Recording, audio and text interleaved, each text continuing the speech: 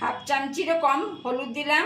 মাছ ভাজায় বেশি হলুদ দিলে মাছটা পুড়ে যায়, মাছের ভাজার সময় কম হলুদ দেবেন। 1 চামচি নুন দেব,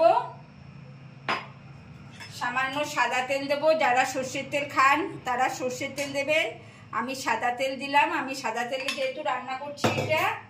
আর আধখানা পাতিলেবুর রস দিলে মাছ ভাজাটা খুব মচমচে হয়, খুব সুন্দর টেস্টিও হয়। কড়াইতে তেল দিয়েছি, মাছটা কড়াইতে তেল গরম হয়ে গেছে। এবার আমি মাছগুলো দিয়ে দেব।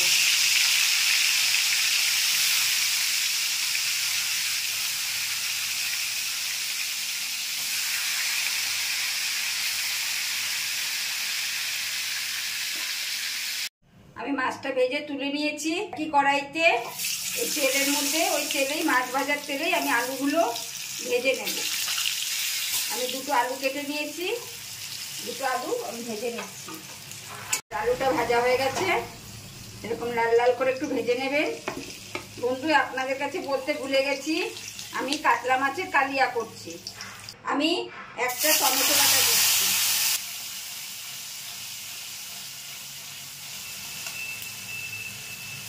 বড় একটা পেঁয়াজ পেস্ট করা ছিল সেটা দিচ্ছি।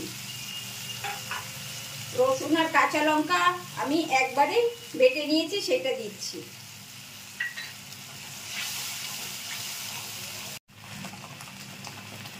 টমেটোর কাঁচা গন্ধটা চলে গেছে। এবার আমি 1 চামচি আদা বাটা দেব।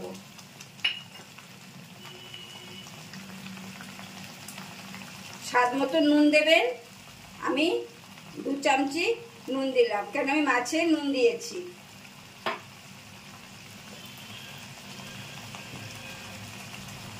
সামান্য জিরের গুঁড়ো দিলাম, 2 চামচি ধনের গুঁড়ো দেব, 1.5 চামচি হলুদের গুঁড়ো দেব। এটা আমি কষাতে থাকবো।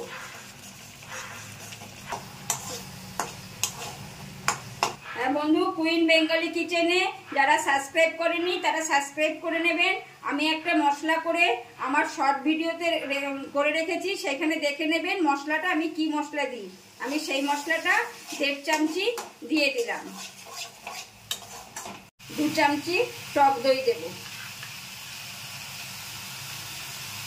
সামান্য জল দিয়ে দেব। এটা কষাতে থাকবো। আমার মশলার থেকে তেল ছেড়ে দিয়েছে। এবার আমি আলু ভাজাগুলো দিয়ে দেবো। যে আলু ভাজাগুলো তুলে রেখেছিলাম ভেজে, সেগুলো আমি দিয়ে দেবো। 2টো কাঁচা লঙ্কা দেব। আমার কষানো হয়ে গেছে, এবার জল দিয়ে দেব।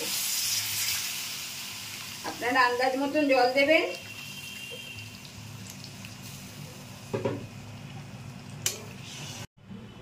ঝোলটা ফুটে গেছে, এবার আমি মাছগুলো আস্তে আস্তে দিয়ে দেব।